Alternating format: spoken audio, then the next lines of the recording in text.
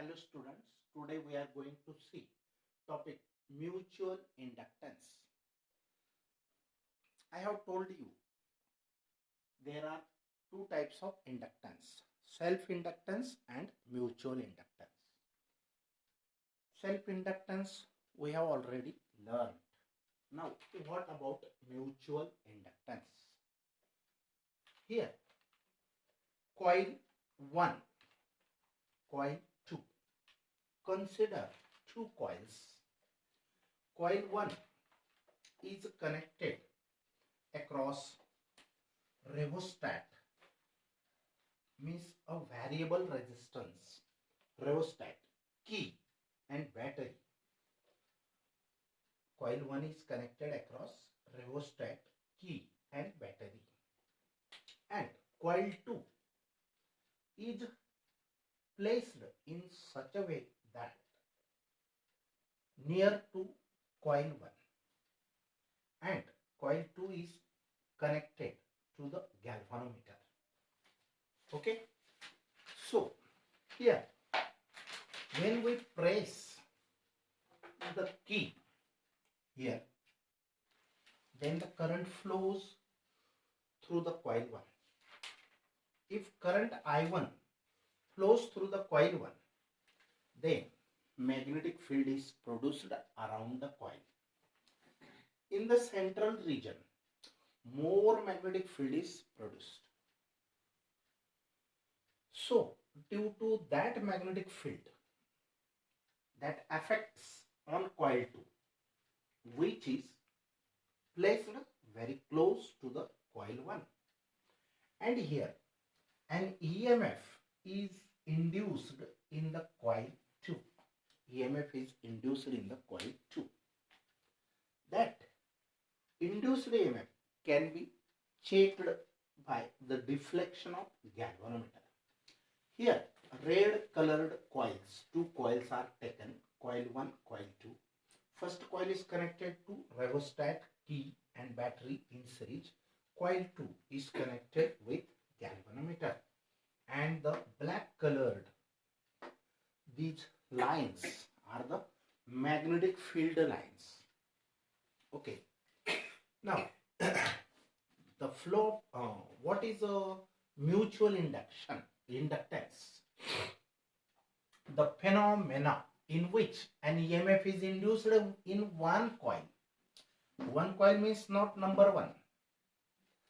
अशी घटना, the phenomena म्हणजे घटना अशी in which, घटना अशी की ज्या घटनेमध्ये an EMF is induced in one coil. EMF तयार होतो एका कॉइल मध्ये. वन कॉइल म्हणजे कॉइल नंबर 1 नाही हा, या कॉइल मध्ये. पण कशामुळे EMF तयार होतो? फेनॉमेना, घटना अशी की ज्या घटनेमध्ये EMF तयार होतो एका कॉइल मध्ये. ड्यू टू मीन्स ज्यामुळे, change of current in a neighbouring coil.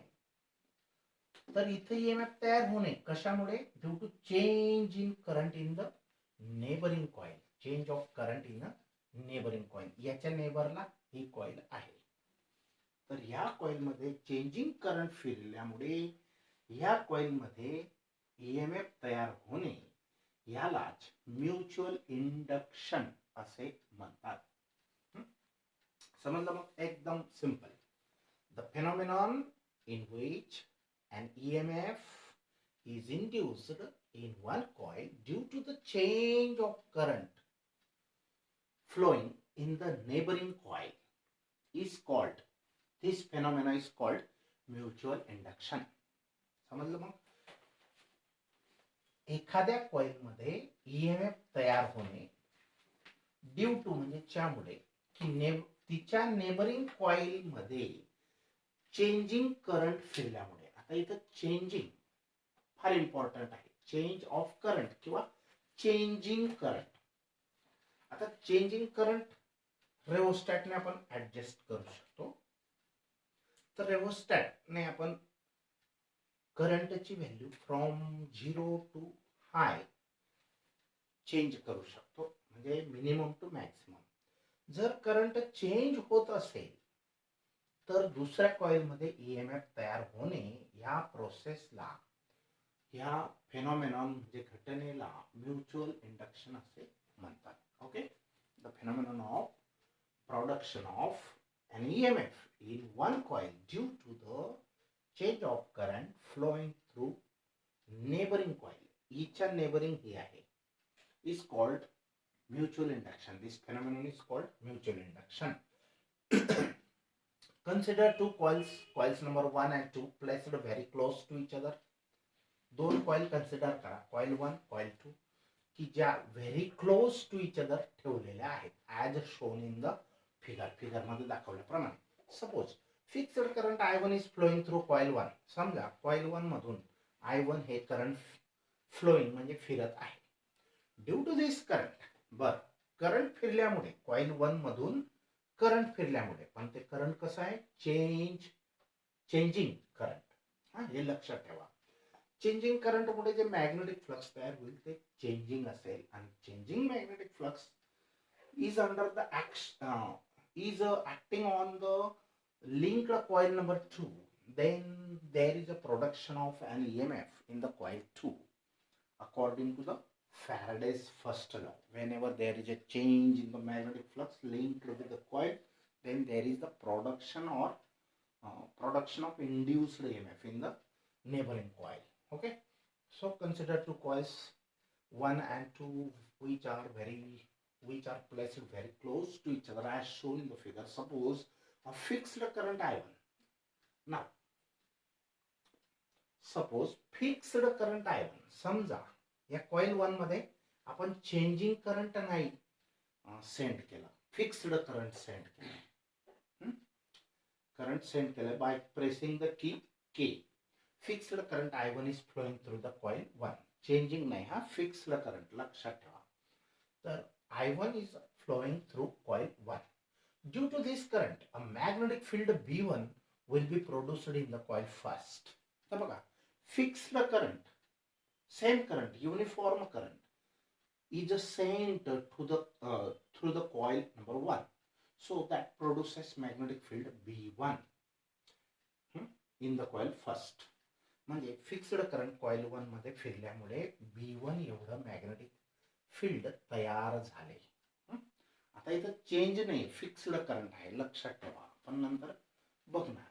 Late Φ21 B the magnetic flux linked with the surface area S2. समजा flux phi means magnetic flux on coil number 2 due to coil number 1. आता इथं Φ21 च्या meaning काय घ्यायच्या, magnetic flux is acting on coil 2 due to the current is flowing through coil 1. So let Φ21 be the magnetic flux linked with the surface area S2. S2 means the surface area of the coil 2 due to the field B1 and it is given by. आता बघा, B1 coil 1 मध्ये current I1 फिरल्यामुळे जे magnetic field B1 तयार झाले ते कोणावर action करत आहे, सरफेस एरिया ऑफ कॉइल 2, बरोबर. आणि ते मॅग्नेटिक फ्लक्स म्हणजे 1 मधून करंट फिरल्यामुळे, कॉइल 1 मधून करंट फिरल्यामुळे त्या कॉइल 1 मध्ये मॅग्नेटिक फील्ड तयार झालं, आणि त्या मॅग्नेटिक फील्डचा फ्लक्स कॉइल 2 मध्ये, कॉइल 2 वर कसा असेल किंवा फ्लक्स किती असेल कॉइल 2 वर ड्यू टू कॉइल 1. कॉइल 1 मध्ये करंट फिरल्यामुळे जे मॅग्नेटिक फील्ड तयार झालं त्याची ऍक्शन किंवा त्याचा फ्लक्स कॉइल 2 मध्ये किती असेल, तर तो Φ21 is equal to integration of B1 dA. आता बघा, हा फॉर्म्युला आपण अगोदर पण शिकलेलो आहे. काय आहे, magnetic field Φ can be written as Φ is equal to, magnetic field B can be written as flux per unit area. मग हा फाय कसा फाइंड आउट करू शकतो आपण? A इंटू बी और B into A. B A phi is equal to B A. आता इथं A for area इथं स्मॉल असेल तर डी ए आणि जे मॅग्नेटिक फील्ड असेल ते बी वन इंटू डी. हे स्मॉल असेल म्हणजे एका याच्यासाठी असेल, एका टर्नसाठी, तर phi is equal to B into A.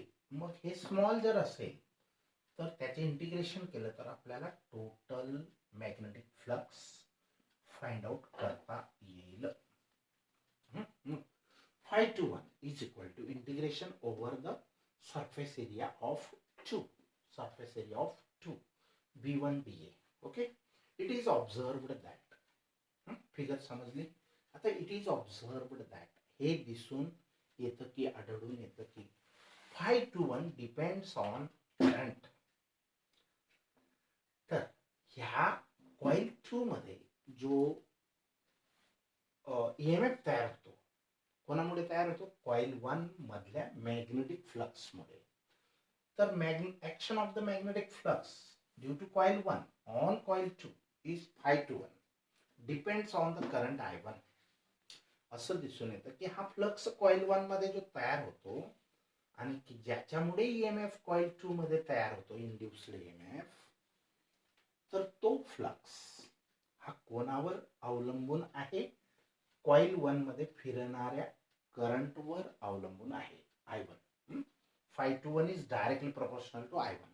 Means there is direct dependence of current flowing through coil 1 on coil 2. Means ह्या कॉइल 2 मध्ये ईएमएफ किती तयार होणे हे कॉइल 1 मध्ये किती करंट फिरत आहे त्याच्यावर अवलंबून आहे, for simplicity. Okay, so phi two one for equality, here this one is proportionality sign. If you want to convert in equality, then find phi of phi 2 1 is equal to M21 into I1. Here equality M21. Here this M21 is a constant used, proportionality constant, where M21 is a constant of proportionality called as coefficient of mutual induction of coil 2. याला म्हणतात coefficient of mutual induction of coil 2. लक्षात ठेवा, असंच आपण self inductance मध्ये इथे L use केला होता, कॅपिटल एल. इथं आपण एम यूज करतोय. कॅपिटल एल म्हणजे सेल्फ इंडक्टन्स, कॉइल एकच होती आणि म्युच्युअल मध्ये दोन कॉइल आहेत. तर if we change current I1, जर करंट I1 आपण चेंज केलं by adjusting the rheostat, if we change current I1 in the coil 1, then magnetic field B1 changes. Current change झालं तर इथं जे magnetic field according to Oersted's law तयार होणार जे मॅग्नेटिक फील्ड आहे ते चेंज होईल. B1 is the magnetic field associated with the coil first. B1 changes and hence magnetic flux phi 21 will change. मग phi 21 चेंज झाला तर काय होईल बघा, by Faraday's law. Faraday's second law आपण शिकलेलो आहे. काय आहे? EMF is equal to rate of change of magnetic flux. तर by Faraday's law, E21 means EMF generated in second coil due to flow of current in the first coil, that is E21. EMF produced or generated in coil 2 due to the flowing current in coil 1 is equal to minus d phi 21 upon dt. तर d phi 21 upon dt काय आहे हे आपण अगोदर पाहिलेलं आहे. Magnetic flux in coil 2 due to flow of current in coil 1 upon dt. For equality, here what is value of phi 21? Phi 21 is equal to this M21 into I1. मग phi 2 ची value इथं put up करा. Putting this value of phi 21 as a M21 I1. M21 I1 minus sign as it is. Okay, M21 I1 and the rate of change, that is rate of change with respect to time d by dt. Let it be equation second. फक्त phi21 ची value ही put up केली, त्याच्यातला M21 हा fixed आहे, constant आहे, म्हणून तो डेरिव्हेटिव्हच्या अगोदर लिहिला. आणि डेरिव्हेटिव्ह कोणाचा होईल तर करंटच्या रेट ऑफ चेंज, कारण हा करंटचा रेट ऑफ चेंज करू शकतो आपण with the help of rheostat.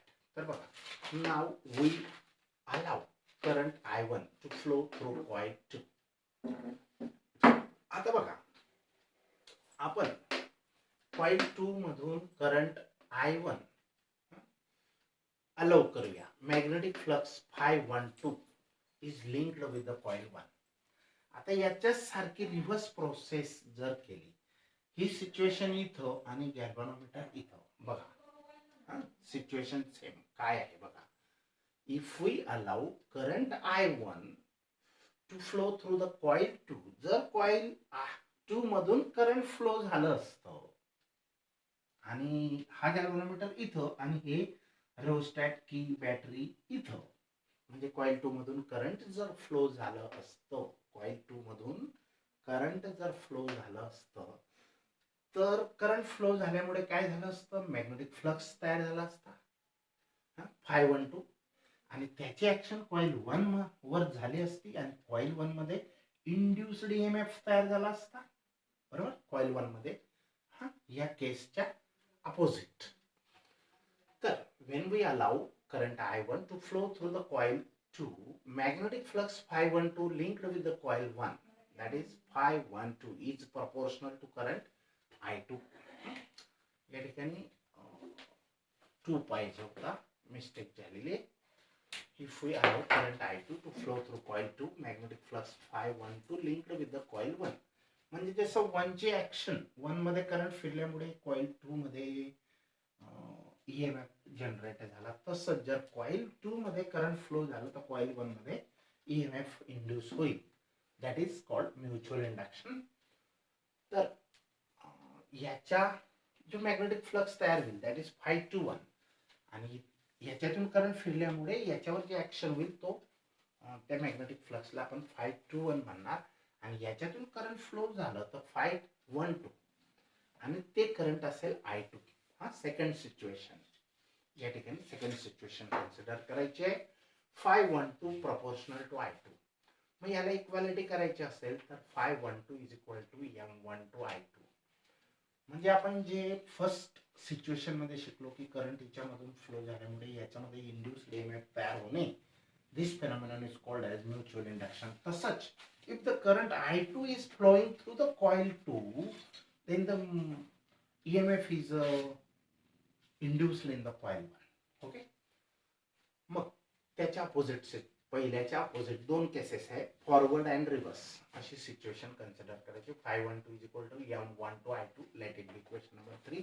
Here M12, for equality M12 is a constant used, where M12 is a constant called as coefficient of mutual induction of coil 1. Coefficient of mutual induction. आता induction कोणामध्ये झालंय, coil 1 मध्ये. कोणामुळे, coil 2 मध्ये I2 current फिरल्यामुळे.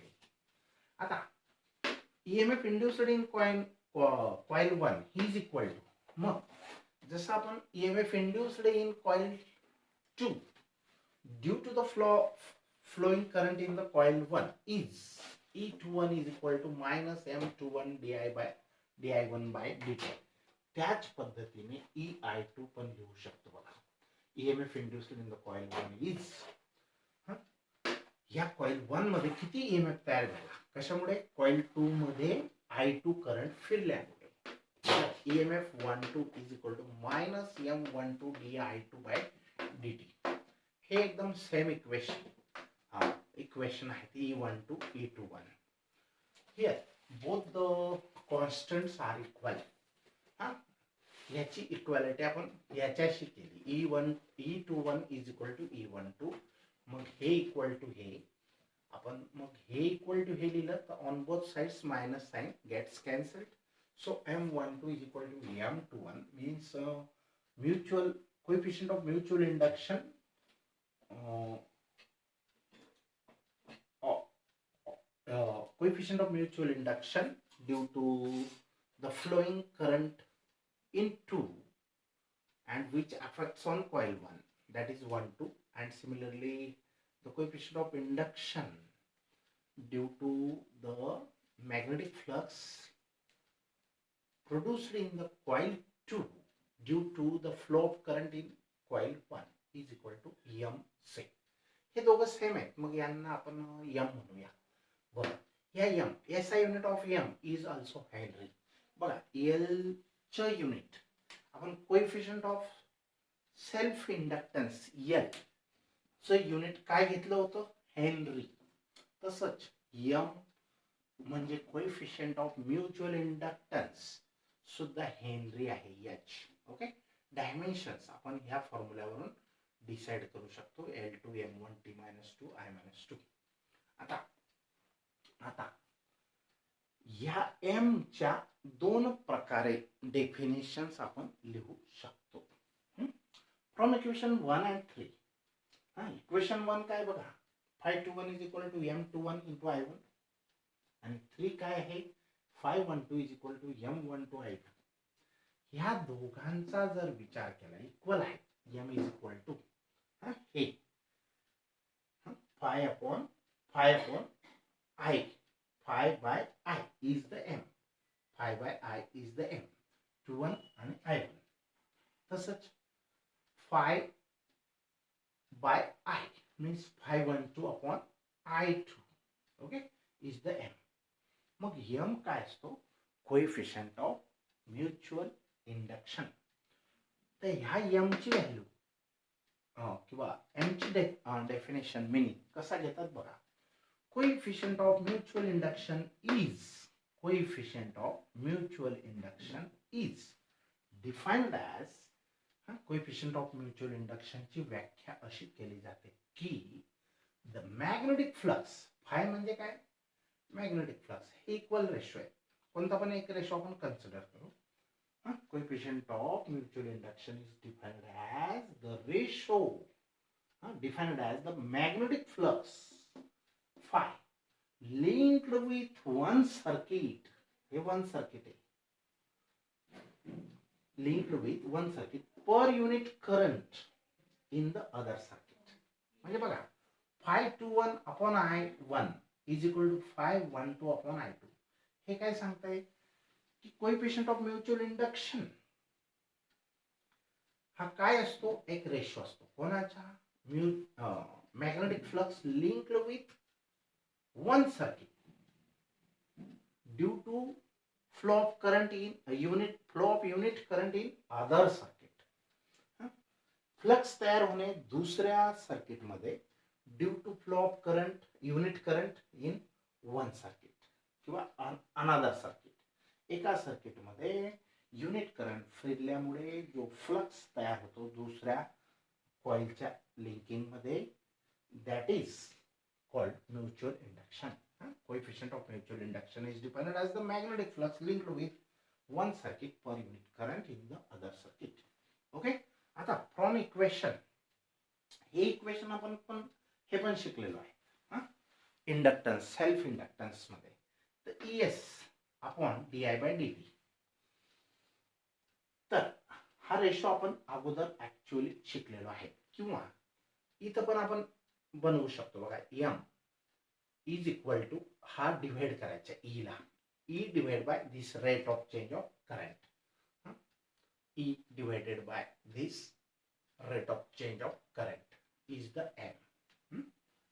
हा M कोणाचा ratio आहे, EMF upon rate of change of current with respect to time. That बघा, M means coefficient of mutual induction is defined as the value of